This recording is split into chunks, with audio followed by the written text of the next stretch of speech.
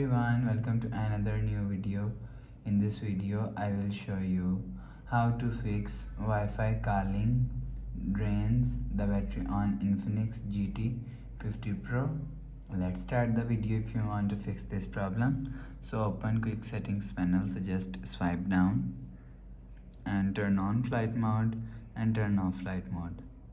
Turn on or turn off flight mode 1 to 3 times. After the process, go back to home screen. You will see your problem is solved. But if it not solved, if you want to fix this problem, so go to app library. Here click on settings app. Now in setting, click on my phone.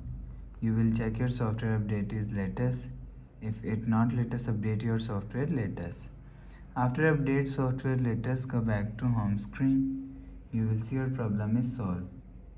But if it's still not solved, so last option is reset all setting. Click on settings app, scroll down to and click on system and click on reset phone and reset all setting. Click on reset, enter phone pin, click on this icon. You will see your problem is solved.